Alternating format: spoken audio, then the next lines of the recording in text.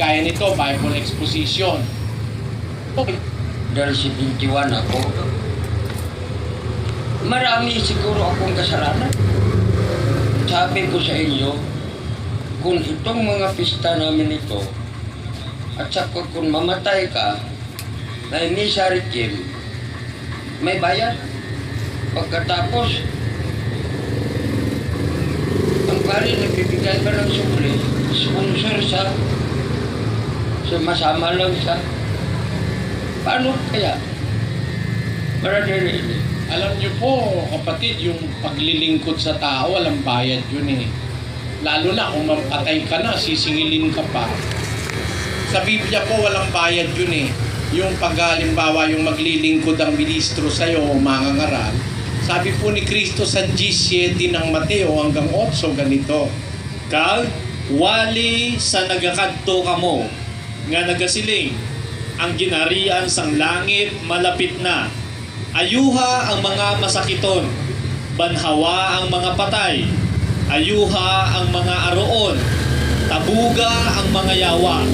Ginbato ninyo sa walay bayad, ihatag sa walay bayad. Nung inutusan po ni Kristo mga apostol mangaral, sabi niya, huwag silang kukuha ng bayad. Kaya, mga unang alagad, nagwali sila, nangaral sila, walang bayad. Pakinggan nyo sa 3 Juan 7. Sapagkat dahil sa pangalan ay nangagsiyaon sila na walang kinuhang anuman sa mga Alam Hintilo. mo, ilagay mo sa Bisaya. Kay sila nagpanlakatan tungod sa iya, kag wala nagabaton sing bisan ano, gikan sa mga hentil. Tanyo, hindi ho sila kumukuha ng anumang fee o anumang pakinabang nung sila ay nangangaral. Kaya dito sa atin, wala naman po kaming hinihingi eh, na, halimbawa, kagaya nito, Bible exposition. Lalo na, hindi naman namin kayo kapatid sa pananampalataya, hindi kami nang hihingi sa inyo. Nagbibigay pa po kaming Biblia, libre.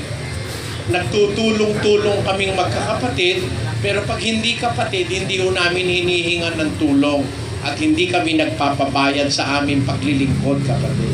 Kaya para sabihin nyo, mamamatay ka, magbabayad ka pa sa misa, mali po sa Biblia yun. Hindi po tama yun sa Biblia.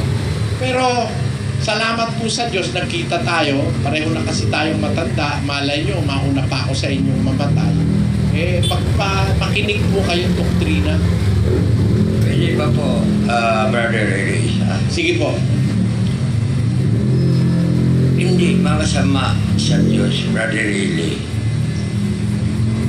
Ang naawa ko sa mga apo ko, sa mga anak ko, sa asawa ko, ay naghiwalay kami.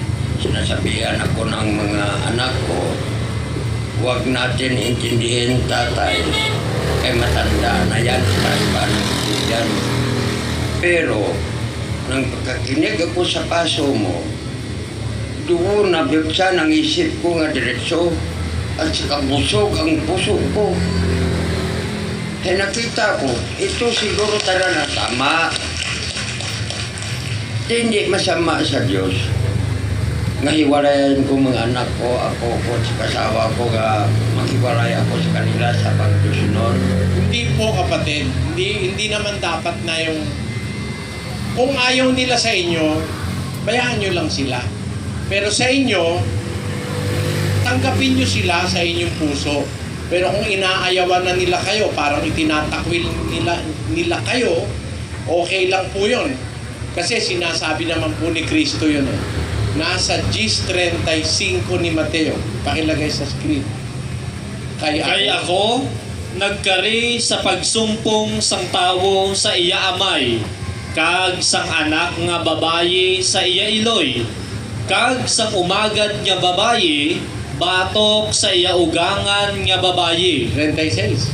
Kag ang mga kaaway sang tawo, amo ang yara sa iya panimalay. Yun po sinabi ni Kristo. Pag tinanggap mo siya, makakaaway mo yung kasambahay mo na ayaw siyang tanggapin. Maaari, asawa, anak, kamag-anak, ayaw siyang tanggapin, magkakahiwalay kayo. Eh sila po ang nananagot nun, hindi kayo. Biyaan nyo sila, itakwil nila kayo, pero kayo, huwag nyo silang itatakwil. Ganun po sa Bible. Pwede pa po, Brother Reverend. Sige po. Ngayon, ang asawa ko, membro sa simbahan. Ngayon, membro yan sa Women's League na sinasabi. Kaya kinabatid ko sa mga kung magsimba ang asawa ko, ayaw ko sumunod. Tsaka mga kasamahan na, sabi, malaking kasalanan mo sa Diyos kung hindi ka sumimba. Ngayon, sabi ko, wala naman dyan sa Biblia mga women league, mga women nyo na yan sa ano ninyo. Paano ako magsunod? Ay, ang paso na brother, hindi ka ko. Wala sa Biblia. Eh sabi na sa Biblia, hanapin ninyo sa Biblia. Ay basta wala ganun sa Biblia, ang inasil mo ng pare, ayaw na ko maniwala ako. Brother Lee.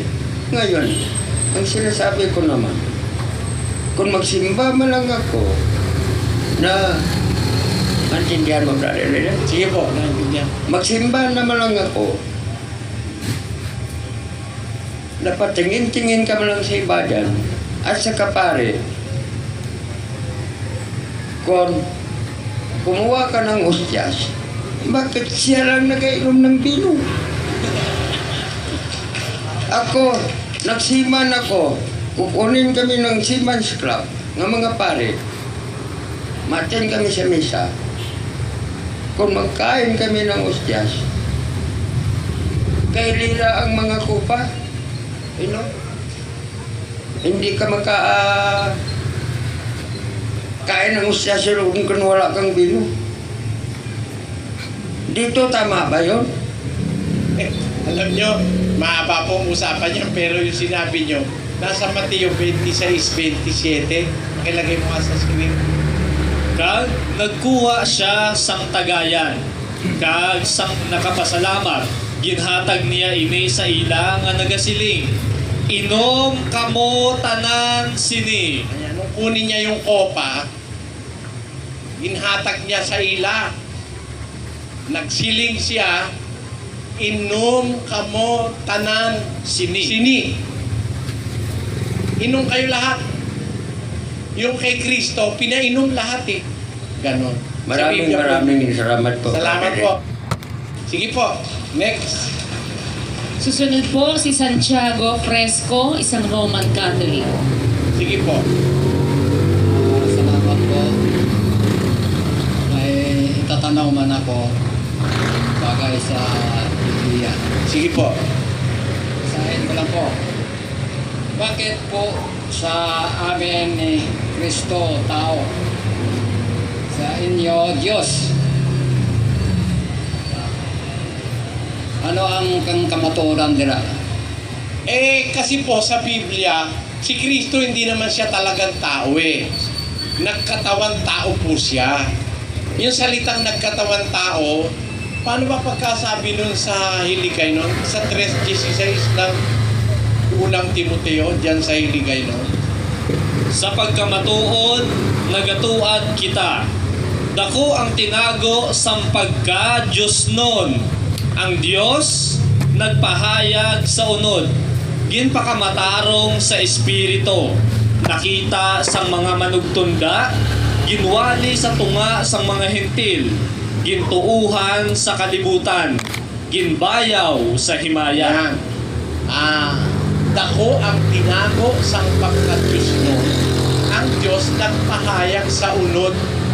God was manifest in the flesh. Hindi po siya tao. Nagpakahayag lang siya sa laman. Nahayag siya sa laman. He was manifested in the flesh. Hindi po siya talagang taong kagaya natin. Galing siya sa taas eh. Ang tao, yung kanyang katawan. Yung pong katawan, yun ang pinaglihi ni Maria. Pinagbuntis ni Maria yung katawan.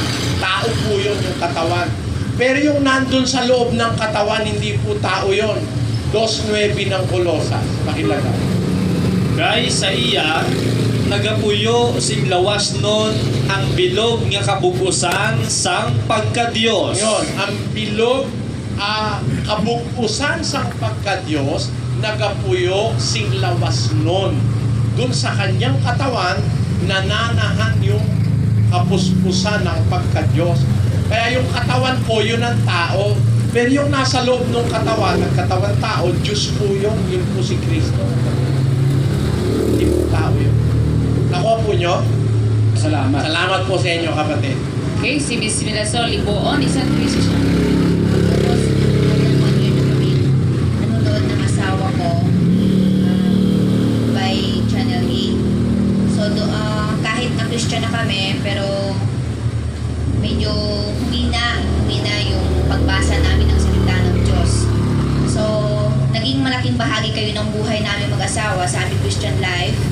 Lalong-lalo na nang sabihin ko na kapag bumabasa tayo ng Bible, we have to read it very meticulously. At simula noon, nabuksan yung isip ko, tsaka tuwing magbabasa ako ng Bible, yung antok na nararamdaman ko, nawala na ho. Yung interes at tsaka pagkagutom ho sa salita ng Diyos, yun ang aking nararamdaman. Iisa lang naman po ang tanong ko. Ito ho ay tungkol kay Melchizedek na medyo nagko-confuse ho ako. Kasi sabi sa Hebrews 7, si Melchizedek daw, no genealogy. Siya raw ay King of Peace. Siya rin ang highest priest. At pagkatapos, si Abraham ho, nagbigay ho siya ng kanyang 10% na pag-iisip Abraham's living. Tapos, in-bless ni Melchizedek si Abraham. Sa akin lang ho, no, parang nasa isip ko, parang si Melchizedek ay naging parang si Kristo ho. Pwede ho ninyong may paliwanag ho ng mas mabuti ho. Definitely, hindi po si Kristo si Melchizedek. Hindi po siya si Kristo. Because the priesthood of our Lord Jesus Christ was likened to the priesthood of Melchizedek. There will be no point of similarity if they are the same person. Will you compare me to myself? If you are in your right senses, you are not going to compare me to myself. There will be no comparison because you are speaking of only one person. If Melchizedek is also Jesus Christ, there will be no comparison in the Scriptures. But there are comparisons. First is that the priesthood that was obtained by our Lord Jesus Christ is like the priesthood of Melchizedek. Basahin natin yung Hebreos 7. Kay ining Melchizedek, hari sang Salem, saserdote sang Dios nga labing mataas, nagsugata kay Abraham nga nagapauli gikan sa pagpamatay sang mga hari, kag nagpakamaayo sa iya. Ayan, si Melchizedek ay hari sa Salem, saserdote ng kataas-taasang Diyos. Si Kristo ba? Ano ba yung kanyang pagkasaserdote? Pakilagay sa screen. 17. Kay ginasaksi na hanungod sa iya, ikaw ang saserdote sa gihapon, suno sa paagi ni Melchizedek. Tanyo, si Kristo, saserdote ka, gaya ng pagkasaserdote ni Melchizedek. So may comparison. Hindi siya si Melchizedek, di ba? Ang katunayan hindi siya si Melchizedek, basahin natin ulit yung 7, versikulo 1. Kay ining Melchizedek, hari sang Salem, saserdote sang Dios nga labing mataas, nagsugata kay Abraham nga nagapauli gikan sa pagpamatay sang mga hari, kag nagpakamaayo sa iya. Kag sa iya, si Abraham naghatag si ikapulo nga bahin sang tanan nga butang. Siya amo ang nahauna kun sayuron ang iyang ngalan, hari sang pagkamatarong. Kag niyan siya hari man sang Salem, kun sayuron hari sang paghidain. Siya walay amay o kun iloy o kun kaliwatan, kag walay pamuno sang mga adlaw o kun katapusan sang kabuhi, kundi kaangay sa anak sang Dios. Kaangay, kapareho ng anak ng Diyos. Sino ba anak ng Diyos? Si Kristo. Si Melchizedek, kapareho ng anak ng Diyos. Hindi siya si Kristo. Hindi po siya si Kristo. Kaangay siya hindi Kristo. Sa maraming bagay, pareho sila. Hari si Kristo, hari rin siya. Diba? Ngayon, merong hindi sila pareho. Alam nyo kung saan sila hindi pareho? Si Kristo may ama, may iloy. Siya walang ama, walang iloy. Ngayon, ang sabi nung iba,